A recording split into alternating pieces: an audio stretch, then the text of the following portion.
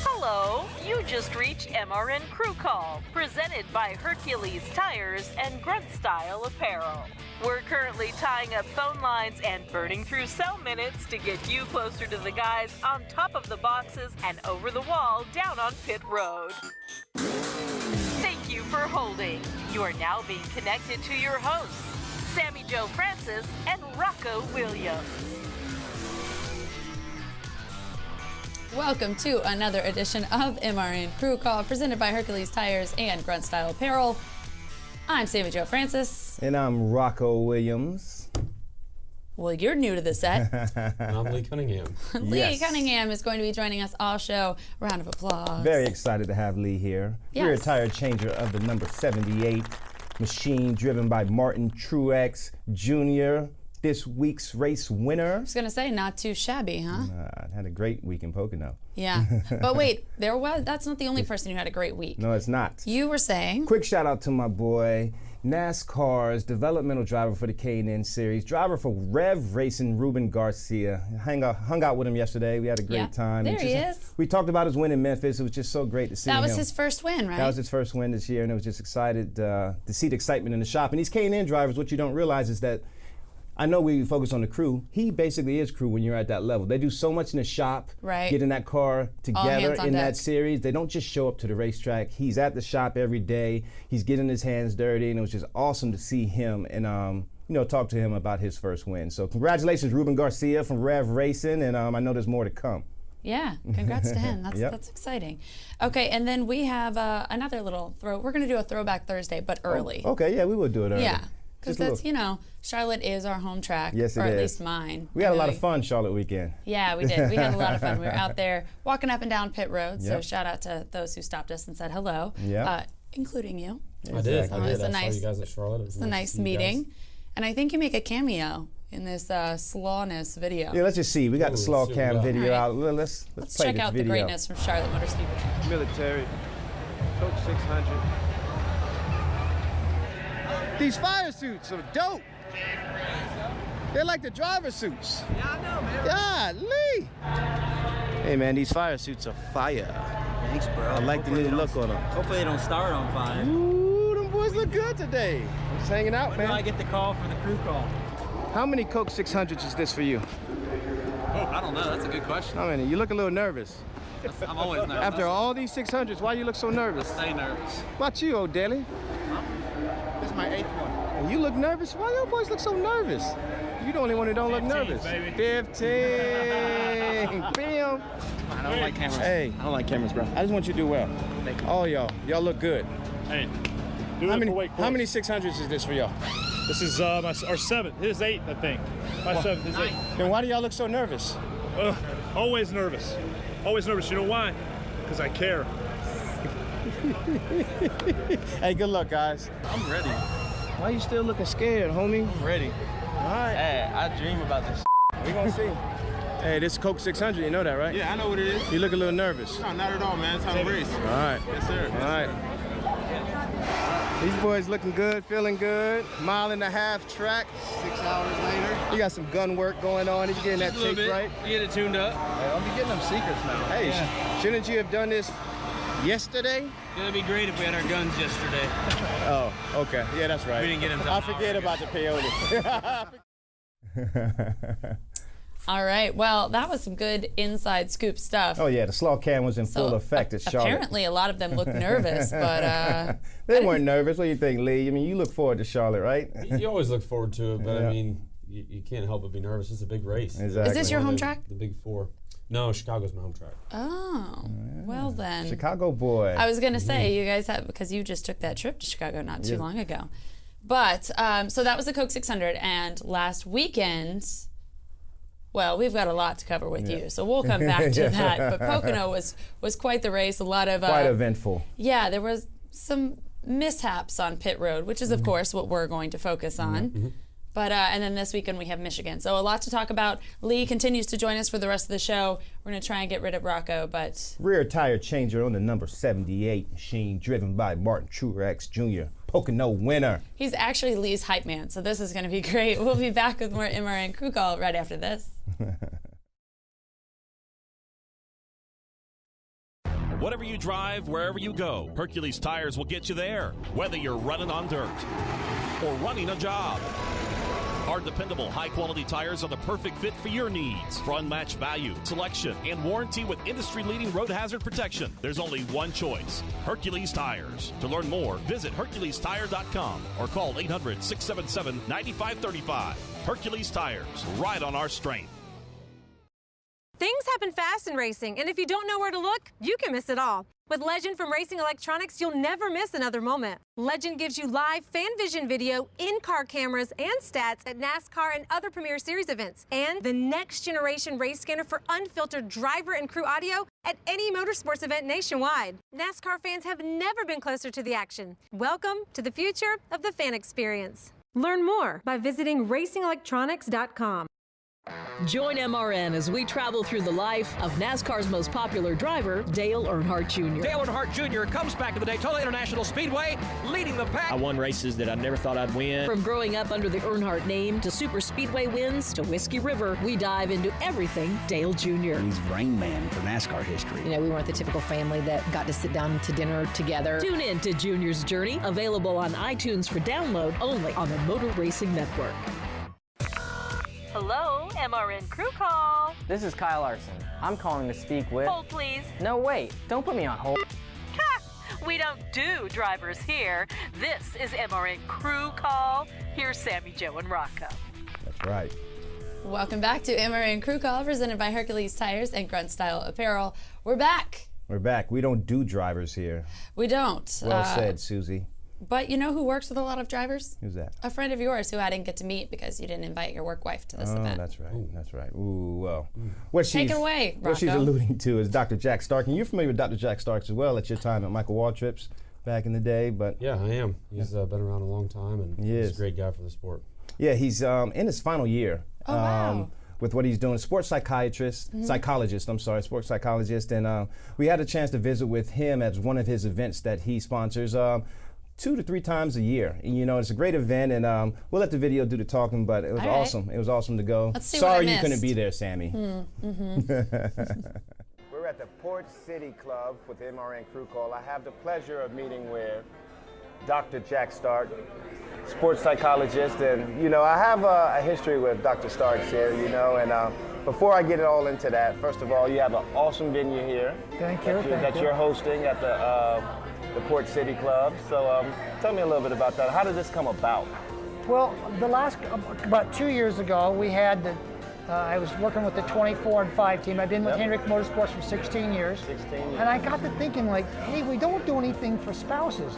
Yep. We always get together, we do the training, we'd have lunches, and the guys would get to know each other. Yep. But we did, and so it's been really great to see everybody get to know each other. Because people would say to me, Jack, we've got kids, we haven't been out, it's the first time out of the house. I didn't know so-and-so's wife. And it really brings the people together because you spend more time with the guys than you do your own family. Exactly. Honestly, it's to take a break from the stresses and the trials and tribulations of being on a race team. Which are which are you got a long list. So yeah, there's an enormous list, and we're just here to have a good time, kind of cut up, be with our teammates, bring our families together, and introduce our house family to our work family. A work family. For me, it's really, I mean, my wife helps out a lot with letting me relieve stress as far as like golf and I mean, things just to get my mind off of racing. Dad club?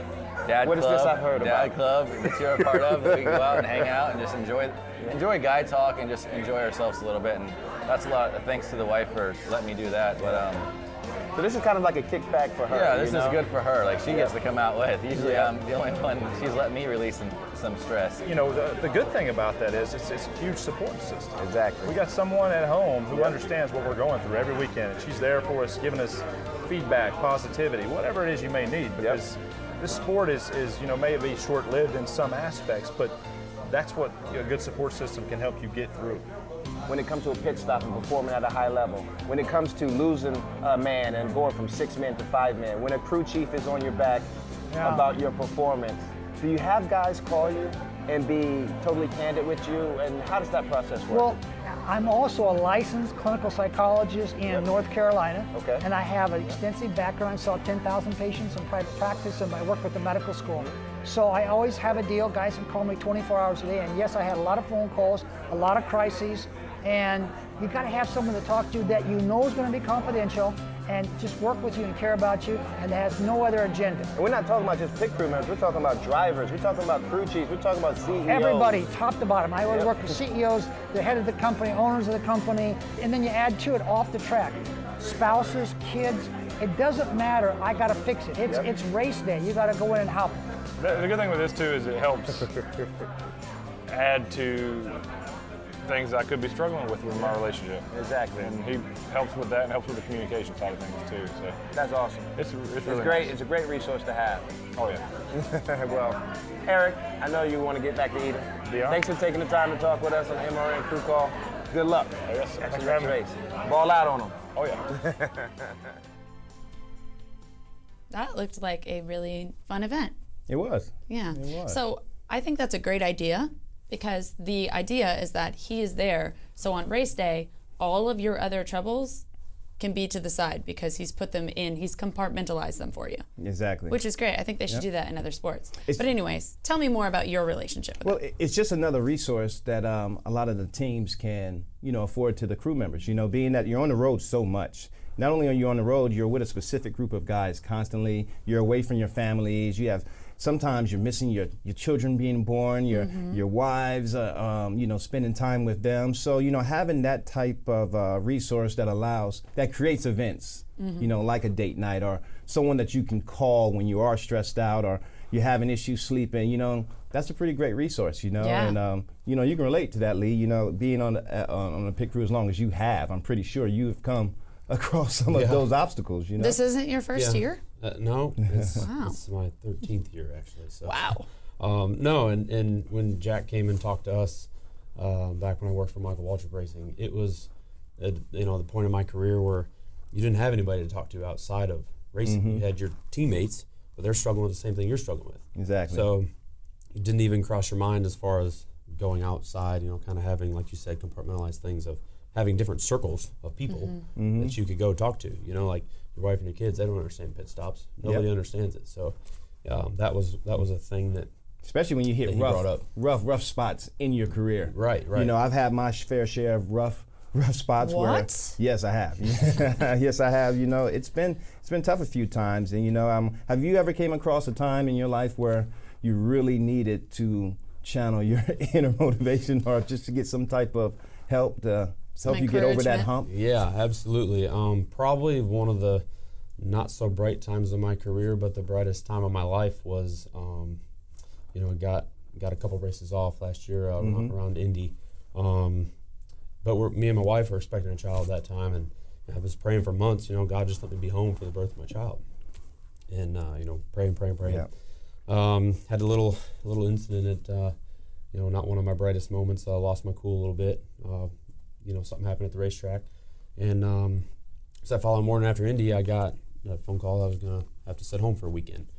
So I thought, well, perfect. Maybe that's when my little boy will come.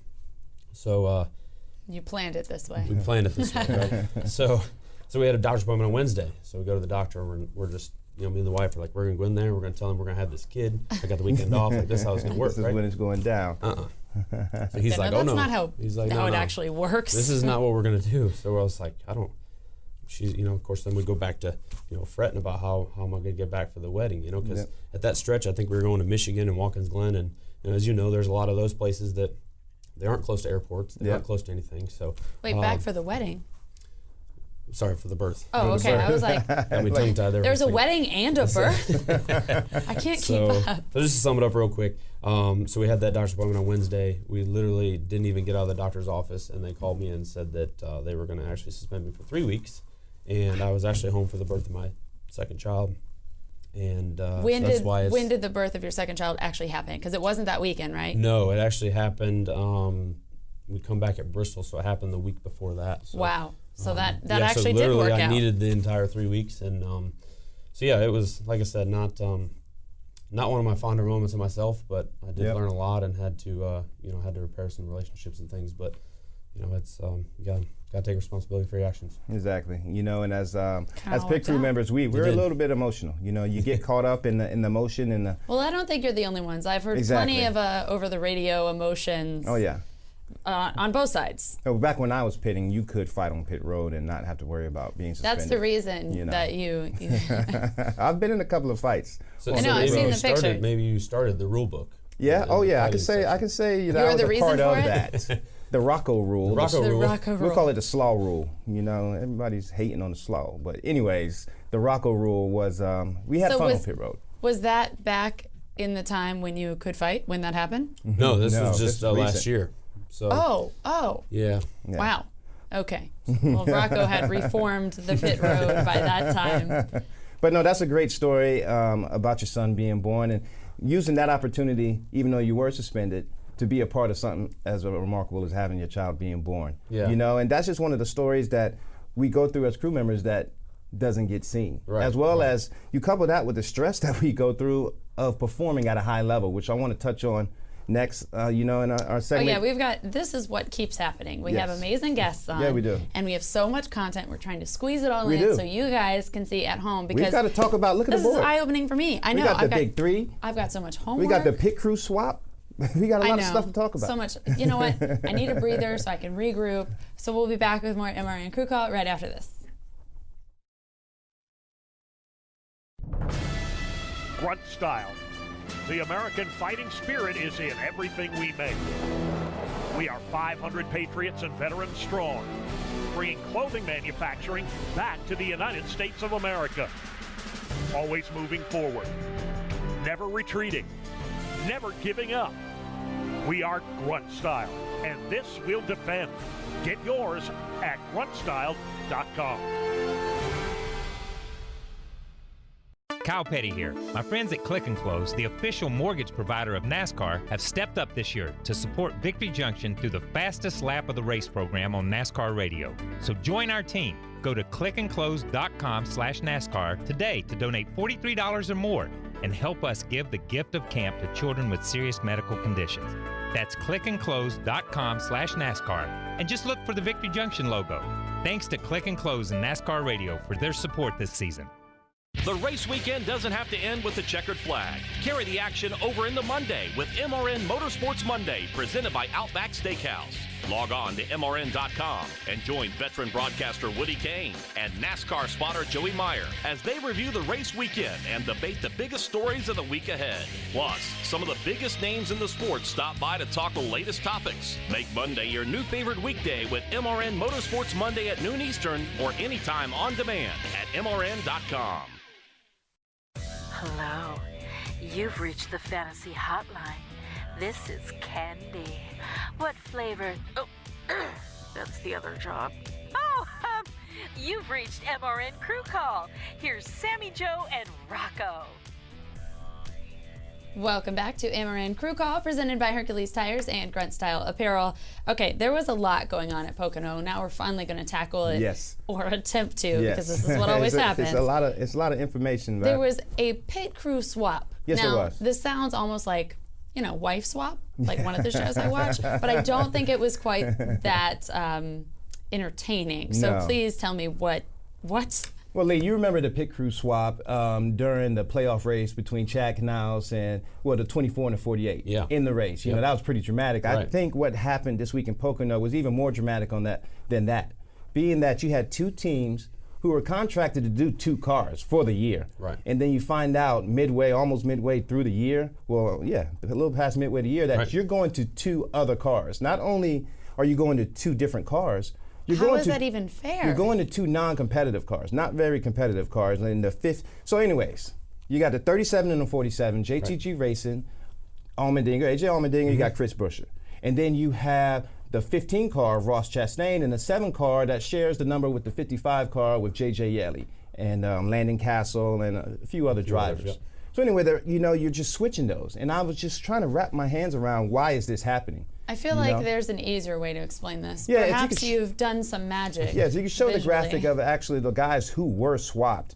And then, so as you see, the 37 car is now Donnie Tasser, Rod Cox, Brandon Greer, Spencer Bishop, and Anthony Pursuit. And these are Hendrick Mental developmental guys that Hendrick Motorsports recruited in, played various sports, and they switched with the Ryan Langley, Ethan Markett, I hope I said that right. McCart, yes. Joe Singland, Adam Neasley, and Nick J. Cole. So that was the old 37. Then on the 47 car, you have Nick Novak, Kevin Novak, Orain Oswoski, Ryan Patton, Nick Covey, and Matthew Lehman. And that was the Hendrick guys. And what you see in the red, by the red names, these are former starters for Hendrick Motorsports. Those guys in red. Excuse me, it says former starters faux Hendrick Motorsports. Well, that's what they did. They were faux Hendrick Motorsports. Faux Hendrick Motorsports. Okay. All right, they got some street cred. Basically, that's what you're saying. Yeah, and they were on the 48 and the 88. So, I mean, those guys. Those are some. Yes, those were some stout teams. When they did the 6-man pit stops, they were the starters for that crew. When they went to 5-man, they got bumped down.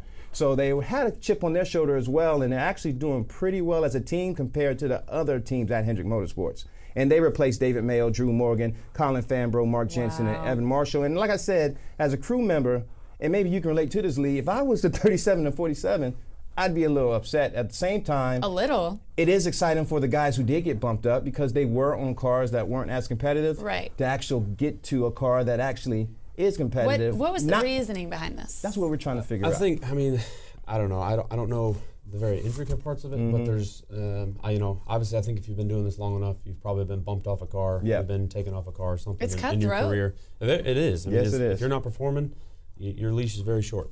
Yeah. So, I don't know the intricate parts of it, but there's either two things. Either those guys weren't performing, up to their potential, which I don't think that is. But other thing, it could be, it could be big business. We know lots of times. Here's what I'm thinking.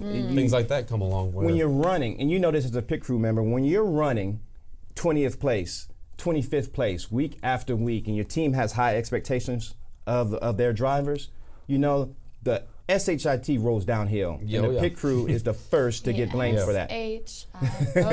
Yes, so when you're not running well, we're the first to get blamed as pit crew members. And granted, the 37 and 47 weren't running all that great to begin with. Switching to pit crew, as they did in Pocono, I don't know if we have the graphic of that times, but switching them in Pocono, they didn't make that much of a difference. Honestly, I think that's probably the hardest place to pit on pit road. No, we don't have a graphic for that, but sometimes, I don't know, in my career, I feel like when you're fighting for that lucky dog spot or your tail end of the lead lap, it's almost more pressure to pit there than it is inside the top 5. And then you're not qualifying well, so you get terrible pit stalls. Correct. And then you're expected, teams that aren't running well always want fast pit stops. Well, if you want fast pit stops, get us a good pit stall, set the car up the way it needs to be set up to do fast stops. Right. And most teams don't do that because, as you see, we have the. Okay, this is the big 3. Well, this is the big 3. So we're going to get off of, off of that. JTG and Hendrick. I'm confused already. Yeah. And we'll probably figure out more of why that happened in the upcoming weeks. This is about Pocono Week. And Pocono Week. The big 3 has been coined. That's all you hear about NASCAR now, the 78, the 18, and the 4 car. Yeah. So this weekend, Kevin Harvick came in on lap 24, and they busted off a 14.8. Martin Truex is right in front of you as well, Lee. Martin Truex busted off a 14.4. Kyle Busch busted off a 14.1. And from your perspective, Lee, what do you remember about the lap 24 stop, the lap 52 since you're the stop, tire changer. So actually, to set it a little bit, the 4 car pitted in the pit box directly in front of us. Ooh. So, okay. A lot of times you get, even though we qualified good, we qualified 4th, but a lot of times, you pit under green a lot at Pocono. Yep. So you want to get that box that has a good timing line leaving, leaving pit road. So we actually pitted in stall 3. The 4 car was right in front of us. So he's coming around us all day, or we're swapping spots, which, as you know, is that's tricky. It just takes your mind off of what you should be focused on. It's one of the outside factors that you can't practice, that you always talk about. So I would say the first couple stops, that's probably what was in our head is how much room is Kevin going to give us. But then you had the caution stop, the second pit stop. I want to get directly into that from your perspective. That is it was a 22-second stop, and before we drag you into the ground at 22 seconds, I will say those next 4 stops, that's what you do when you have a mistake like you did on a 22-second stop. Y'all bounced off of 14.9, 14.6, 14.5 on your next 3 stops. You averaged 16.14, and you won the race. So I can imagine in your meetings, that 22-second stop after you win a race, it might not got to mention as much, or did it? It's a lot shorter that they dwell on it for sure. Yeah, I mean, it's not something you want to do. It's something that happens. It obviously seems to happen more, but we just have less people. You're asking less people to do more things. But what happened on that stop from your perspective? Ideally, I guess as I come in to approach the left rear, the tire roller, when he rolls the tire in from the wall, I guess it clipped my shoe just a little bit. So this tire starts to fall over as the jackman's at the bottom of the stroke. So he leaves, puts the handle up, and the tire comes and touches the handle. So it actually dropped the car a little bit on us. So yeah, it's just those things that very are unfortunate. half a tenth that cost you. But props to you guys because you bounced back. You won the race. Yeah. Yeah, I mean, I think in the best way possible, you bounce back. Sometimes that's the hard thing to do is when you don't have a car that pits really well or you don't have the best pit stall. Our ultimate job is to complete the mission as fast as we can and support the car. Yep. So not always is it about me or the pit stop time or competing with the 18 or the 4. I mean, obviously you want to do that. But you are at the same time. Right. Yeah. The biggest thing that stands out is the fact that you bounced back after that mistake. Good thing it happened early. And just to show how competitive these three teams are, if you can show the graphic of total race wins between the big three pit crews, I mean, it's a slew of races between all of y'all individually. I mean, total, the Kevin Harvick, I mean, between Eric Maycraft, Daniel Smith, Stan Doolittle, Michael Marneau, which they call Shrek, Justin White, I mean, 110 wins on that 14. Martin Truex Jr., Josh Leslie, Lee Cunningham, my boy here with 16 wins, Joshua Shiplett, Eric Groen, 24 wins, Brian Dale. Y'all have 71 total wins as individual pit crew members, and 18 with TJ Ford with 26, Cam Wall with 21, Joe Crossan, Jeff Cordero, and Matthew Tyrrell. They have a total of 96 wins. I mean, that type of experience, when you're talking about the big three competing week after week, I mean, that's a lot of experience on pit road. That's a whole lot of experience and more we want to touch on right after this. Every time we run out of time. We'll be back with more MRN Crew Call. You're smart, got your own trucking business, making it happen. What if I told you there was a place online where you could connect with other smart owner-operators just like you? It's an online community called Team Run Smart, where people share advice on truck maintenance, fuel savings, healthy habits on the road, and so much more, all to make your business more profitable. And it's all free. Visit teamrunsmart.com today to check it out. You'll be glad you did. teamrunsmart.com, brought to you by Freightliner Trucks. Here's a special message for those of you who owe the IRS at least $10,000 or more in back taxes. The IRS has special programs in place that could eliminate or reduce your tax debt by thousands of dollars. The IRS is currently accepting reduced settlements and other favorable programs. You may qualify for substantial savings, so get the help you need. Take down the number now for the Federal Tax Management Hotline, 800-242-1706, 800-242-1706. I'm Steve Post. The Wing Nation Roadshow is on the road to Minnesota. This is Aaron Evernham, and we'll be live from the AGCO Jackson Nationals at Jackson Motorplex. Join MRN's Wing Nation presented by the Minnesota Mafia June 7th through the 9th. We'll talk with drivers from the World of Outlaws and the top drivers in the Midwest. MRN's Wing Nation presented by the Minnesota Mafia live from the AGCO Jackson Nationals June 7th through 9th. Join us at Jackson Motorplex live or listen online on MRN.com. Hello, MRN Crew Call. I'm sorry, Mr. France is currently on another line. Let me connect you to Sammi Joe and Rocko. Welcome back to MRN Crew Call, presented by Hercules Tires and Grunt Style Apparel. I'm Sammi Joe Francis. That's Rocko William. That's Lee Cunningham. Hi, Lee. Hey, glad you're here with us. Such an awesome time hanging out. Now, we want to kind of go backwards because you guys are my inside information on pit crews, but to the pit crew swap that started at Pocono. And I wanted to ask another question because when did they find out about this swap? Well, from what I believe, they knew it was coming. Maybe 2-3 races prior. Yeah, but how were they practicing with the other cars? No, or? This is how this works, Sam. And JTG has their own practice facility. The 37 and 47 practice at JTG Racing. Sure. Hendrick Motorsports has 2 developmental teams, as they say, or 2 outside of the shop teams, besides their 4, that practice at Hendrick as well. So what came about is JTG and Hendrick created a situation where those 2 outside teams would pit the 37 and 47, and the 37 and 47 would pit those 2 outside cars that they were pitting. So that's the swap. Okay. And I just don't feel like it's warranted, and I hate when this stuff happens for the crew members, as well as I do get excited for the guys that were formerly on the 17. Right. Because they were working with a team that really wasn't competitive and really was not set up. The cars weren't set up to do fast pit stops. Well, this goes You to know? our next question, because did it make that big of a difference? If we can show our viewers this graphic that you put together. Yeah. This is the average 5 race stop times, and 4 of those are before the swap. Yes, the Richmond, Dover, and Kansas and Charlotte were their times of each driver before they switched out the pit crews. And then Pocono was the first week that they actually did switch them out.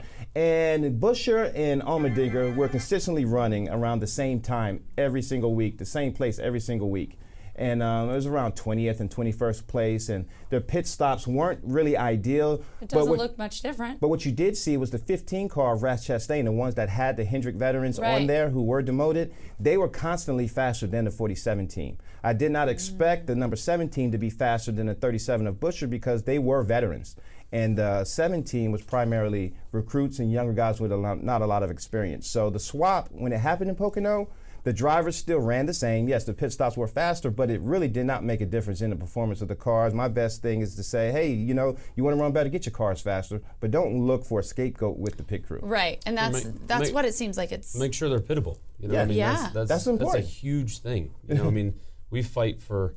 I mean, we'll change the tether in the rear end a quarter of an inch. Yeah. If that's what it takes. What is that? It's basically how high or how low you position the rear end housing in the car. And some crew chiefs are better than others at finding that happy medium between speed of the car and pitability, functional pitability of the car. Yeah. Being that, moving your jack post 2-3 inches, huge difference in the left side, or simple Just thing finding the as sweet spot. maybe even just putting a tie wrap on a piece of grill tape.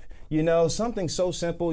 It's an art form that certain crew chiefs embrace, and some crew chiefs shy away from, being that they don't want to affect the speed of the car. Right. But I really feel like I feel bad for the 37 team of Buscher, being that they were on a very good car. It was made to be pit with speed. Pit friendly, yeah. Then to go to a 7 car where they're running in the back, they never qualify well. The car might not be set up to run fast pit stops, and it just makes them look bad. Yeah. Well, and those guys too, they get back there on the 7 car, and some of them might be the end of their career. Exactly. You're back there trying to pit and show what you have, show the talents you have on pit road, but the car's not capable. You're not running up front. You're not in the spotlight, and unfortunately, there might be some good guys that. Do you think that's a way for them to kind of push some crew members that if they're towards the end of their career out?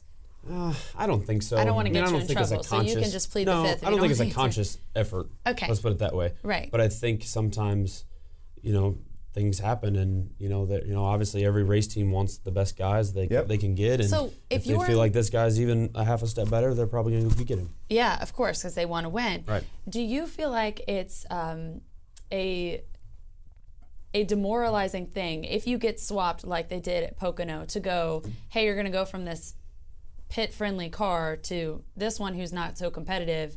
We're a decent amount of races in. Yep. That's where your mental game really kicks in, I think, Right. as far as, you have to know the skills that you have and what you can bring to the table, and you have to believe in yourself. Yep. Because it's so easy to get back there and be in those positions where you're pitting a car that's 5 laps down, and you're like, what am I doing? But right. Well in order said. to fight back up the ladder, you have to stay grounded in your own, beliefs and be confident in your ability. Is that what happened with you after the 22-second pit stop? Absolutely. Seriously, that's a mental short-term thing. memory.